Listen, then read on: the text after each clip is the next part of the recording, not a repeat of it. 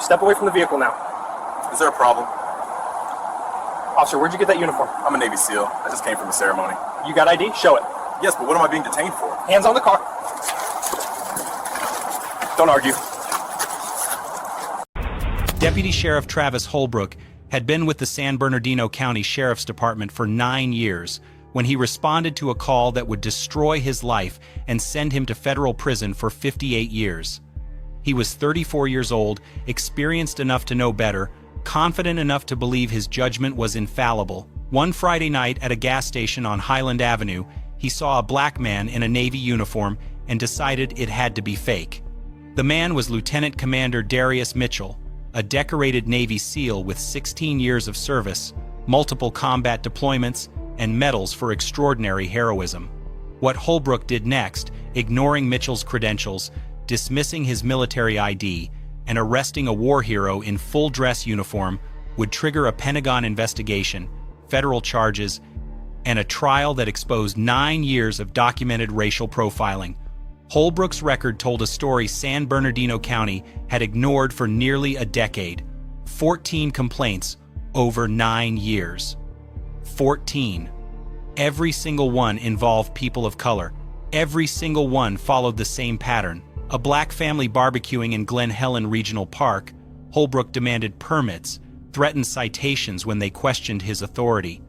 A Hispanic teenager skateboarding near Victoria Gardens Mall, detained for 40 minutes, backpacks searched without consent. An Asian businessman photographing architecture downtown, questioned about terrorism surveillance. A black college student driving through Rancho Cucamonga, pulled over for driving suspiciously. Car searched, no contraband found. The complaints were documented. The pattern was obvious. But San Bernardino County treated each incident in isolation, never connecting them into what they clearly formed. A deputy who saw people of color in spaces where his biased mind said they didn't belong. Supervisors noted in his evaluations that Holbrook was results-oriented, but sometimes overzealous in community interactions, that he could benefit from additional de-escalation training, that he should work on cultural sensitivity.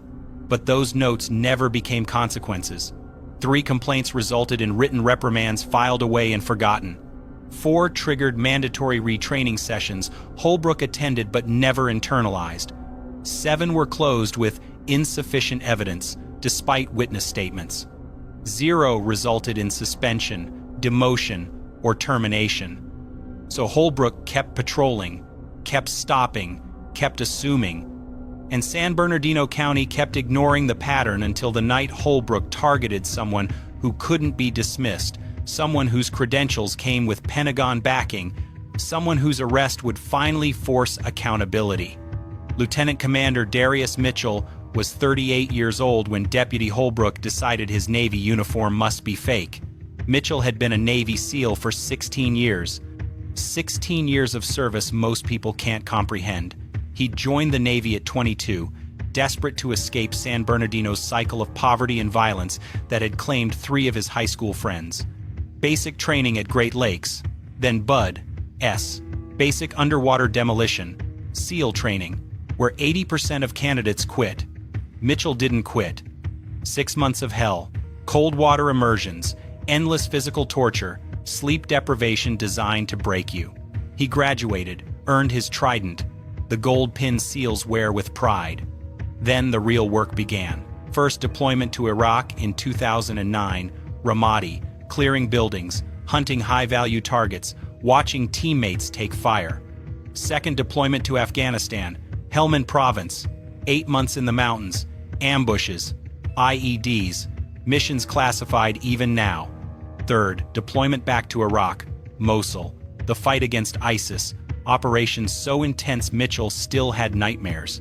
Syria, Yemen, Somalia, places the American public never heard about, missions that never made the news. In 2016, during an operation in northern Iraq, Mitchell's team was ambushed. 8 SEALs pinned down by heavy machine gun fire, RPGs exploding, teammates wounded. Mitchell, already hit by shrapnel, his leg bleeding, ran into the kill zone 3 times, dragging wounded operators to safety. He held a position alone for 12 minutes while the team evacuated, taking fire from 3 directions, returning fire until his ammunition ran out. All 8 teammates survived. Mitchell earned the Navy Cross, the second highest military decoration for valor, just below the Medal of Honor. The citation described extraordinary heroism under fire and complete disregard for personal safety.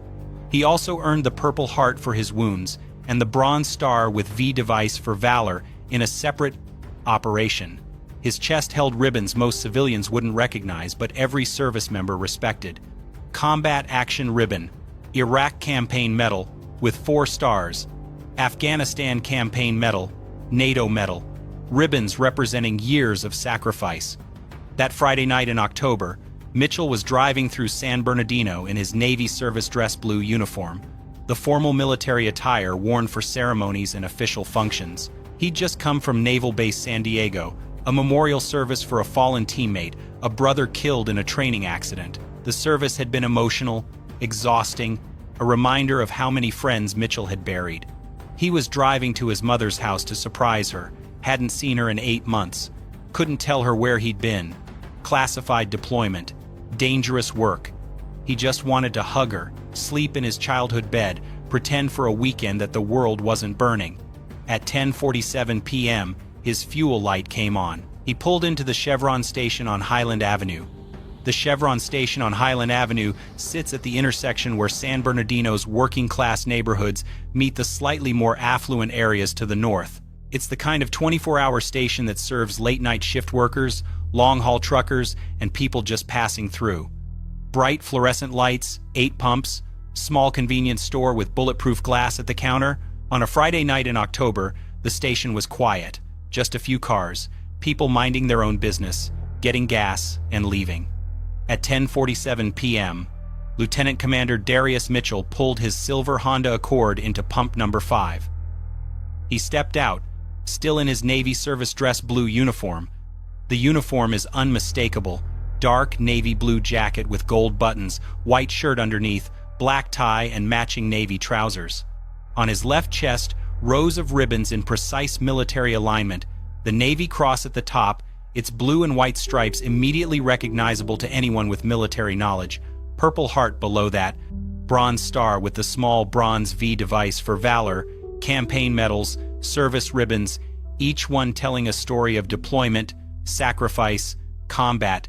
On his right chest, his gold seal trident, the eagle clutching an anchor, trident, and pistol, the pin every SEAL earns after years of training. His shoulder board showed 2.5 gold stripes, the rank insignia of a lieutenant commander, 04, equivalent to an army major. His military bearing was obvious, the way he stood, shoulders back, head up, the posture drilled into service members through years of training. His shoes were polished. His uniform was immaculate despite the long day. He looked exactly like what he was, a decorated Navy officer in formal military attire. Mitchell swiped his credit card at the pump, selected regular unleaded, and began filling his tank. He was exhausted, emotionally drained from the memorial service, from saying goodbye to another teammate who'd survived combat only to die in a training accident. He was thinking about his mother, about how surprised she'd be to see him, about whether she'd made her famous peach cobbler recently. He wasn't thinking about the person watching him from across the parking lot, someone who saw his uniform, saw his skin, and decided something must be wrong. Before we continue, where are you watching from? If this is your first time here, please hit that subscribe button. Stories like these need to be shared, and your support helps us bring more truth to light. The call came into San Bernardino County Sheriff's Dispatch at 10:51 p.m., anonymous caller, refusing to provide a name, calling from a cell phone that would later be traced to an apartment complex 3 blocks from the Chevron station. "Hi, I'm calling about a suspicious person at the gas station on Highland Avenue. There's a black guy wearing what looks like a military costume, and he's been standing there for a while. He looks threatening. I think he might be impersonating a service member or something. Can you send someone to check it out?" The dispatcher asked standard questions. "Is the person doing anything threatening?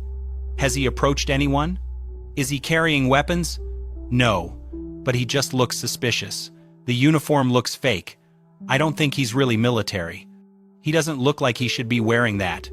The dispatcher logged the call, suspicious person, possible stolen valor, and sent it out. The call was assigned to Deputy Travis Holbrook, who was patrolling 2 miles away. Holbrook responded immediately. This was exactly the kind of call that activated every bias in his pattern. A black man in a space where Holbrook's assumptions said black men didn't belong, wearing something that seemed too legitimate, too accomplished, too authoritative for Holbrook to accept as real. In Holbrook's mind, the narrative was already written before he arrived. Black guy in military uniform at a gas station late at night, probably homeless, probably mentally ill, probably bought the uniform at a thrift store or online. Stolen valor, impersonating a service member, that's a federal crime. He's going to investigate, probably make an arrest. Another case closed. Holbrook didn't consider that the uniform might be real. He didn't think about calling the base to verify. He didn't wonder why someone impersonating military would wear such an elaborate, expensive, perfectly fitted dress uniform with specific medals and ribbons. He just saw a black man in a military uniform and decided it had to be fake. His bias was so complete, so ingrained after 9 years of targeting people of color without consequences, that evidence didn't matter. His assumptions overrode reality. He pulled into the Chevron station at 10:54 p.m., lights flashing, already approaching this as a criminal matter rather than a welfare check. Mitchell was finishing pumping gas, replacing the nozzle, closing his fuel door, when he saw the patrol car pull in fast, lights swirling red and blue across the concrete. Deputy Holbrook stepped out of his patrol car before it fully stopped, his hand resting on his duty belt near his weapon, his posture aggressive, confrontational. He walked directly toward Mitchell, who was standing next to his Honda, fuel door closed, receipt printing from the pump. Mitchell turned and saw the deputy approaching fast, lights still flashing, and his stomach dropped. He'd been here before, not exactly this situation, but close enough. He knew what was happening. "Step away from the vehicle. Hands where I can see them. Now." Mitchell raised his hands slowly, palms out, visible, non-threatening. His voice was calm, controlled, the tone of someone trained to de-escalate tense situations. "Officer, I'm just getting gas. Is there a problem?" Holbrook stopped 3 feet away, his eyes scanning Mitchell up and down, taking in the uniform, the medals, the insignia, and seeing none of it as real.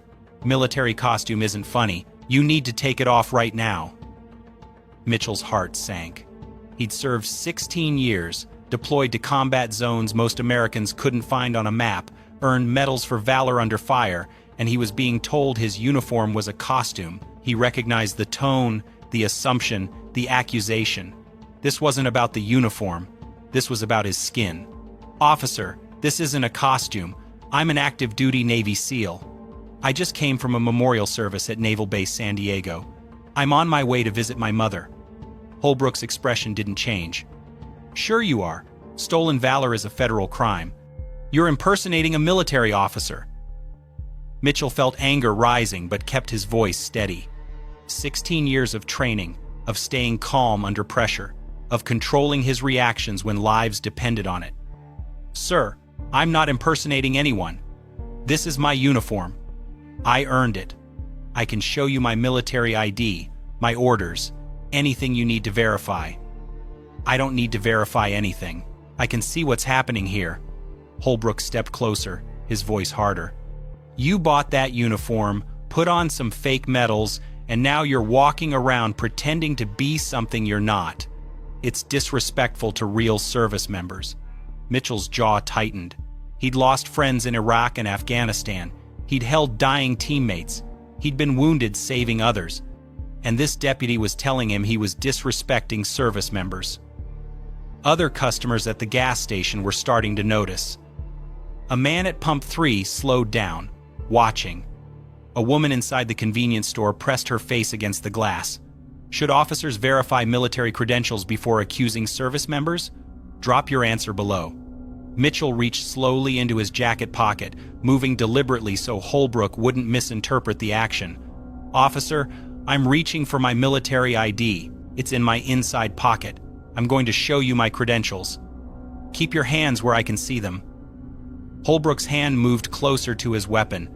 Mitchell froze, then moved even slower, pulling out his military ID card, the common access card that every service member carries. He held it out. This is my military ID. Lieutenant Commander Darius Mitchell, United States Navy. My DoD ID number is right here. You can call Naval Base San Diego. You can call NCIS. You can verify everything. Holbrook took the card, glanced at it for maybe 3 seconds, and handed it back. Anyone can print a fake ID. They sell them online for $20. Mitchell stared at him. The ID had holograms, security features, an embedded chip, the Department of Defense seal. It was as official as an ID could be. This isn't fake. Look at the security features. Look at the hologram. This is a military common access card. It's impossible to fake convincingly. Looks fake to me. Mitchell pointed to his chest, to the rows of ribbons precisely aligned. These ribbons, these medals, they're in the correct order according to military regulations. The Navy Cross, Purple Heart, Bronze Star with V device. These represent specific awards. You can verify every one of them. Anyone can buy fake medals online. I've seen it before. Holbrook's voice was flat, dismissive. Mitchell's patience was wearing thin, but he kept trying. Sir, I'm asking you to make one phone call. Call the Naval Special Warfare Command duty officer. Call NCIS. They can confirm my identity in 5 minutes. I'm not asking you to take my word. I'm asking you to verify through official channels. I don't need to call anyone. I can tell what's real and what's fake. This was the moment where bias became impenetrable. Holbrook had decided before he arrived that Mitchell was impersonating a service member. Every piece of evidence after that, the ID, the uniform, the medals, the calm demeanor, was filtered through that initial assumption. He wasn't looking at a Navy SEAL. He was looking at a criminal trying to deceive him.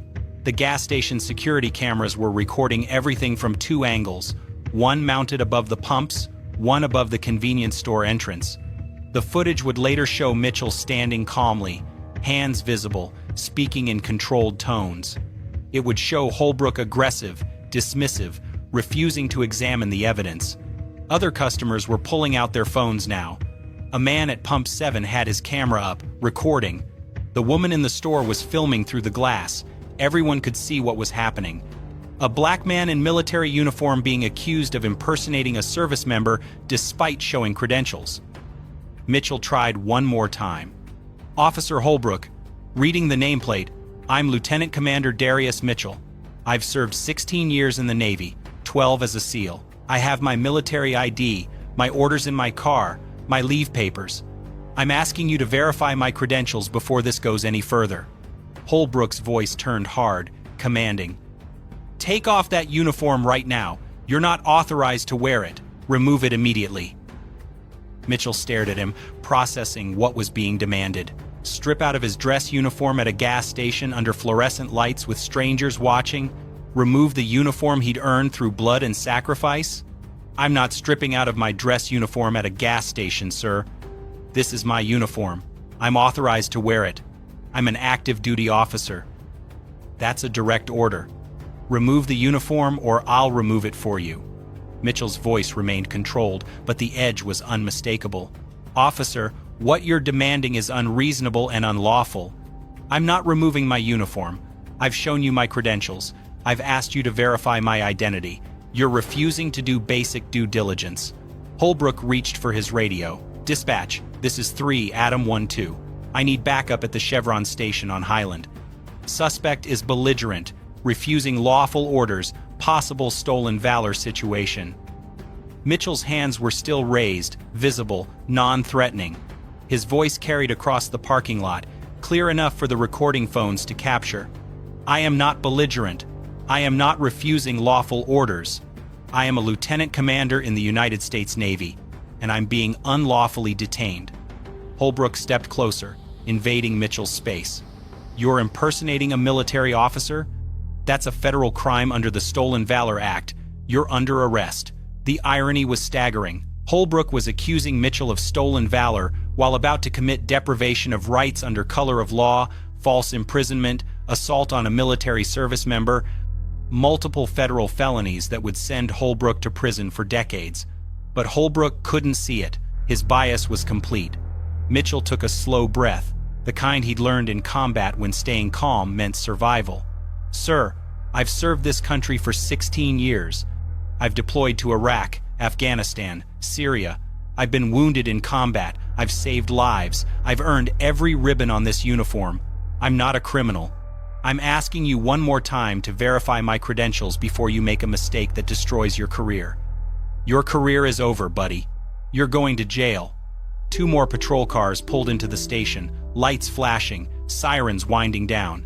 Deputy Maria Santos and Deputy Jeff Coleman stepped out, assessing the situation. A black man in military uniform, hands raised, calm demeanor.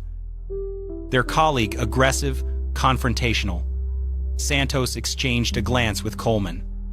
This didn't look right. Santos approached first. "Holbrook, what's the situation? Stolen valor. Subject is impersonating a naval officer, refuses to remove the fake uniform, refuses lawful orders." Santos looked at Mitchell, at the uniform, at the rows of medals that looked expensive, official, precisely arranged. "Sir, can you identify yourself?" Mitchell's voice was steady, professional. "I'm Lieutenant Commander Darius Mitchell, United States Navy SEALs. I showed Deputy Holbrook my military ID. I've asked him repeatedly to verify my credentials through Naval Base San Diego, or NCIS. He's refused. This is an unlawful detention." Coleman stepped closer, examining the uniform more carefully. The ribbons were in correct precedence order. Navy Cross at the top, something you couldn't fake without detailed military knowledge. The trident looked authentic, the weight and quality of real gold. The shoulder boards showed proper rank insignia. "Holbrook, did you verify his ID?" "It's fake. Anyone can see that." Santos pulled out her phone. "What base are you assigned to, sir?" "Naval Amphibious Base Coronado, SEAL Team 3. My commanding officer is Captain Raymond Torres. The duty officer tonight should be Lieutenant Hayes. You can call the quarterdeck. They'll confirm my identity in 2 minutes." Santos started to dial. Holbrook grabbed her arm. "We don't need to call. I'm telling you it's fake." Santos pulled her arm away, her expression hardening. "Holbrook, if there's any chance he's legitimate, we verify. That's basic procedure. He's not legitimate. He's black. Look at him. You really think he's a Navy SEAL?" The words hung in the air, captured by multiple phones, recorded by gas station cameras. The implicit bias made explicit. Santos and Coleman both recoiled. Mitchell closed his eyes briefly. There it was. The truth Holbrook had been dancing around, finally said out loud. Coleman's voice dropped low. "Holbrook, what did you just say?" But Holbrook was committed now, too deep to back out. "I'm arresting him. Subject, turn around, hands behind your back." Mitchell made a decision. He could resist, argue, make this physical, or he could comply, document everything, and let the system that Holbrook represented deal with what came next. He turned around, placing his hands behind his back. "I'm complying under protest. I am Lieutenant Commander Darius Mitchell, active duty United States Navy SEAL. This arrest is unlawful. I've committed no crime. I've shown proper identification. I've requested verification through official channels. This is being recorded by multiple witnesses and security cameras." Holbrook pulled out his handcuffs and snapped them on Mitchell's wrists, deliberately tight, the metal cutting into skin. Mitchell winced but said nothing. The handcuffs crushed against his uniform jacket, wrinkling the fabric, pressing the metals into his chest. Santos stood frozen, her phone still in her hand, watching something that felt catastrophically wrong. Coleman's face showed pure horror at what his colleague was doing. Holbrook walked Mitchell toward his patrol car, one hand gripping Mitchell's arm, the other on his duty belt. Mitchell's dress shoes scraped across the concrete. His uniform, immaculate 10 minutes ago, was now wrinkled, disheveled. The ribbons sat askew. His tie was pulled to one side. A decorated war hero, A man who'd earned the Navy Cross for extraordinary heroism, being perp-walked across a gas station parking lot like a common criminal. The customers at the gas station erupted. "He's really in the military. We saw his ID. Check his credentials. Call the base. This is wrong. He didn't do anything. Officer, you're making a mistake. He showed you his ID."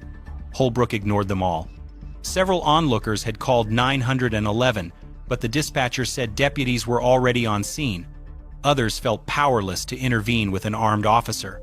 Santos and Coleman stood by their cars, uncertain, conflicted, watching their colleague commit a federal crime. Why do some officers see black men in uniform and assume it's fake? Comment your thoughts. The drive to the San Bernardino County Sheriff's Station took 11 minutes. Mitchell sat in the back of Holbrook's patrol car, hands cuffed behind him, the metal digging into his wrists. The partition separated him from Holbrook, who drove in silence, probably already writing his arrest report in his head, convinced he'd done good police work.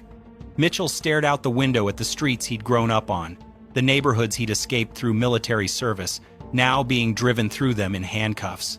They arrived at the station at 11:19 p.m.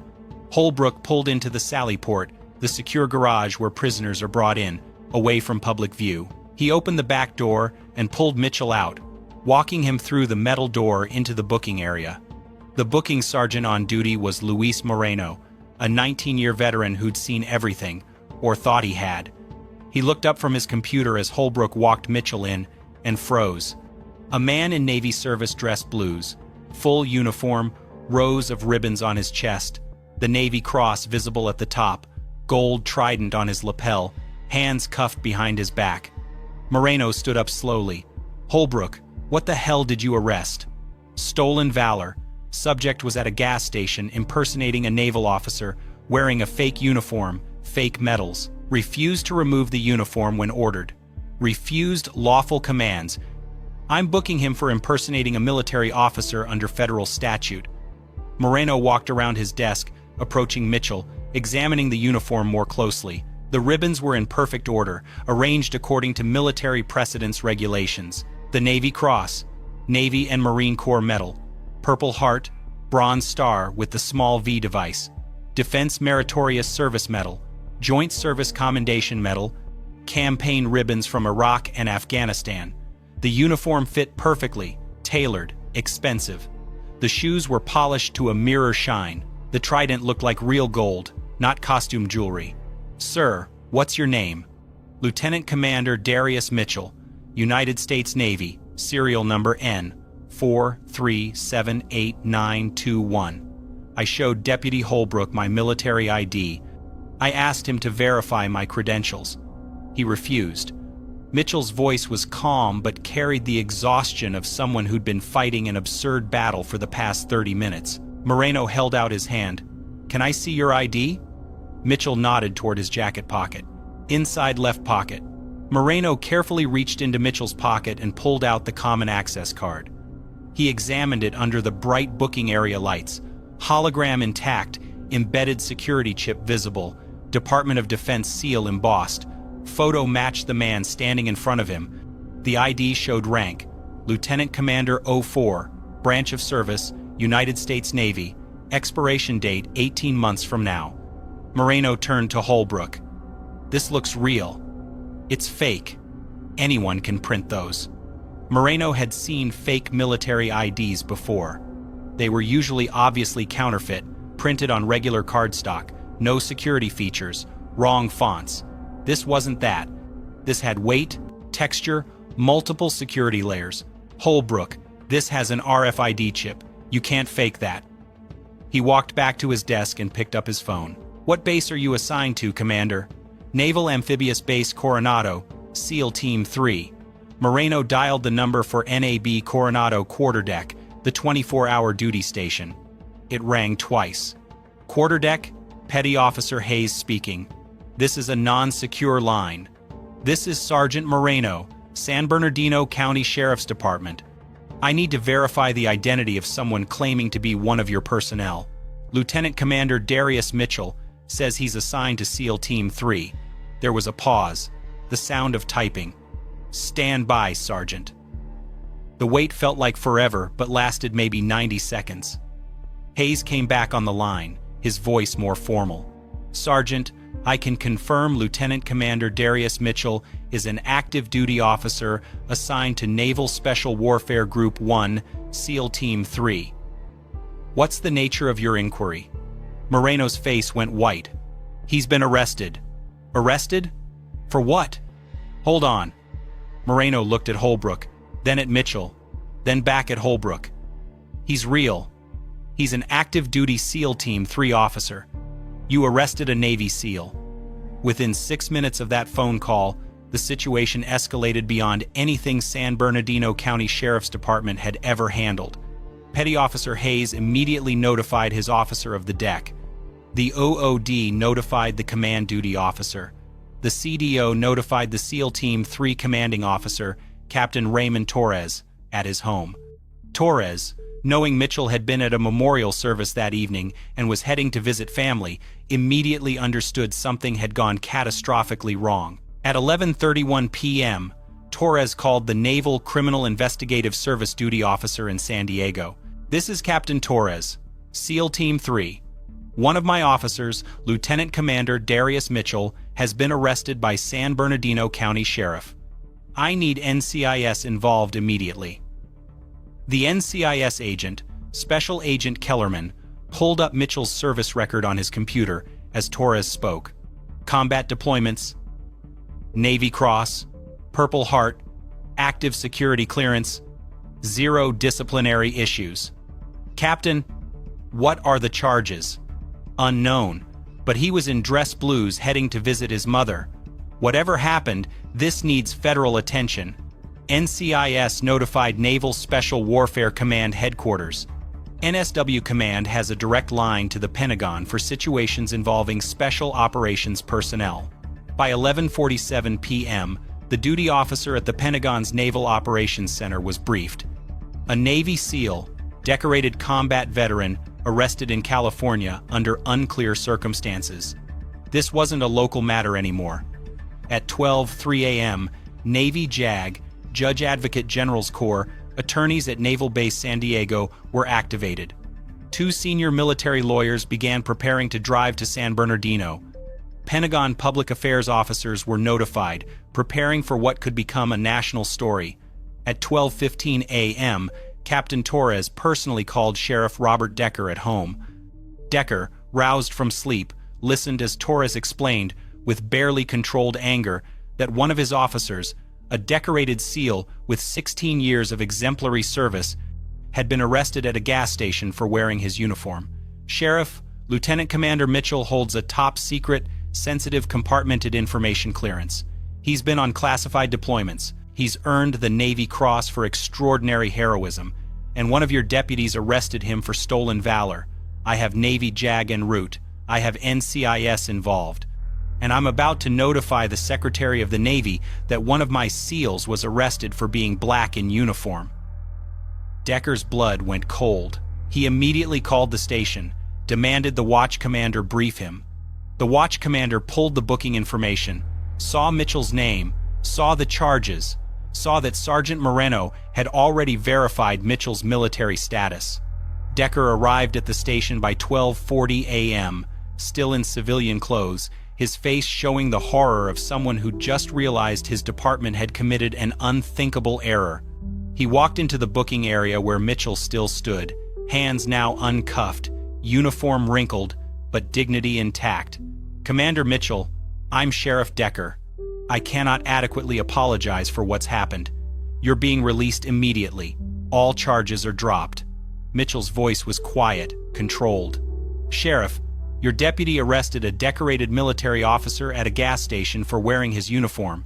He refused to verify my credentials. He demanded I strip out of my dress blues in public. He handcuffed me in front of witnesses. This isn't something an apology fixes." Decker nodded, his face pale. "I understand, sir. We'll conduct a full investigation." "The Pentagon is already conducting their investigation, Sheriff. This is out of your hands now." While Mitchell stood in the booking area waiting for the sheriff to process his release, His complete service record was being pulled up on computer screens from San Diego to Washington, D.C. Every deployment, every mission, every award, every evaluation was being reviewed by Navy leadership, NCIS investigators, Pentagon officials, and within hours, the U.S. Attorney's Office. The record painted a picture that made Holbrook's arrest not just wrong but obscene. Darius Mitchell had enlisted in the Navy at 22 years old, scored high enough on the ASVAB to qualify for any rating, chose to attempt BUD-S training. He'd survived Hell Week, the infamous 5.5 days of continuous training with maximum 4 hours of sleep total. He'd survived the pool competency tests where instructors tried to drown you to test your calm under pressure. He'd survived the cold, the pain, the instructors designed to break you. 78% of his class quit. Mitchell graduated, earned his trident, became a Navy SEAL. First deployment came in 2009. Iraq, Ramadi, and Fallujah. Clearing buildings, hunting high-value targets, combat operations that lasted months. Second deployment, Afghanistan, Helmand Province, 2011. Hunting Taliban commanders in the mountains. 8 months of firefights and IED threats. Third deployment, back to Iraq in 2014, Mosul, fighting ISIS, operations so intense the casualty rate for his platoon was 40%. Fourth deployment, Syria, 2016, classified operations against ISIS leadership. Fifth deployment, Yemen, 2018, counter-terrorism missions the American public never heard about. Sixth deployment, back to Afghanistan, 2019, training Afghan special forces while conducting direct action missions. 6 combat deployments over 12 years as a SEAL. Most Americans serve 1 deployment their entire career. Mitchell had 6. In 2016, during an operation outside Mosul, Mitchell's 8-man SEAL team was ambushed while securing a compound. Heavy machine gun fire from 3 directions, RPGs exploding, walls collapsing. 2 teammates were hit immediately, wounded, unable to move. Mitchell, already hit by shrapnel in his left leg, bleeding, his uniform soaked with blood, ran into the kill zone. He dragged the first wounded SEAL to cover, 40 yards under continuous fire. Ran back into the kill zone for the second. Then a third teammate was hit. Mitchell went back again. He held a defensive position alone for 12 minutes while the team called for air support and evacuated the wounded. He fired his M4 until the magazine